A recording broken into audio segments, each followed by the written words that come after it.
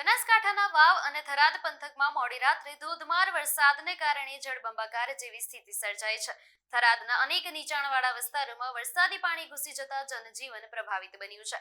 Ganesh society, આશાપુરીવાસ, Lakshmi society, Shivnagar અને નાથબાવા વિસ્તારમાં પાણી ફરી વળતા વહીવટીતંત્ર મધ્યરાત્રિએ જ હરકતમાં આવ્યું હતું।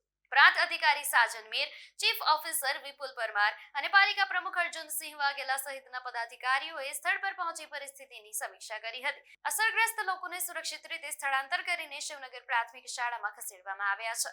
એમાં તો ભરાઈ ગયું છે, ઘરમાં આવી ગયું। કેટલું નુકસાન થયું? શું થયું? નુકસાન આ ટીવી ડૂબી ગયું છે, ઉપર લઈને ચડ્યા હોય એમ ને આ બાપુને ડોશીમાં એકલા રહે।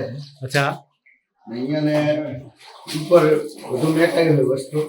હા, તે રહ્યું થરાદમાં શિવનગર વિસ્તારમાં બાગેશ્વર ગૌશાળાની બાજુમાં અમે રહીએ છીએ અને ત્યાં વરસાદની આગાહી પણ છે અને વરસાદ દર વર્ષે પાણી ભરાય છે, એટલે પાણી વધારે ભરાય એટલે અમે શાળામાં આવ્યા।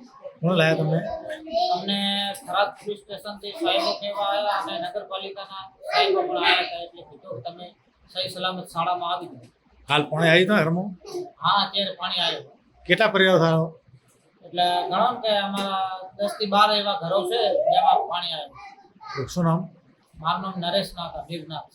થરાદ નગરપાલિકા વિસ્તારમાં અને સમગ્ર વાવ થરાદ જિલ્લામાં આજે એટલે 24 જુલાઈ 2026ના રોજ ભારેથી અતિભારે વરસાદની આગાહી હતી, જે સંદર્ભે આજે સાંજના સમયે સારો એવો વરસાદ વિસ્તારમાં પડ્યો છે અને એ વરસાદ પડવાના કારણે ઘણા બધા વિસ્તારોમાં પાણી ભરાયા હતા, પરંતુ તાત્કાલિક જે ધોધમાર વરસાદ પડ્યો એના લીધે જે પાણી ભરાયા હતા એ ધીમે ધીમે હવે વરસાદ બંધ થતાં પાણીનો નિકાલ થતો રહ્યો છે।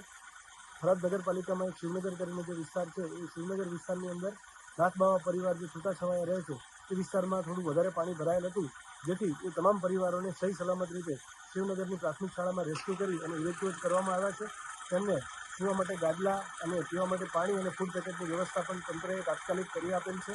એ સિવાય ગણેશ સોસાયટી અને શ્રીજી સોસાયટીમાં પાણી જે ભરાયેલા હતા તેની રૂબરૂ મુલાકાત લઈ અને તાગ મેળવ્યો હતો। એ જોતાં અત્યારે હાલની પરિસ્થિતિ જોતાં થરાદ નગરપાલિકામાં કોઈપણ પ્રકારની જાનમાલને નુકસાની થયેલ નથી અને જે પાણી ભરાયેલ હતું તે પાણી અત્યારે નિકાલ થઈ રહ્યો છે। ટૂંક સમયમાં પાણીનો નિકાલ થઈ અને યોગ્ય રીતે કાર્યવાહી થઈ જશે।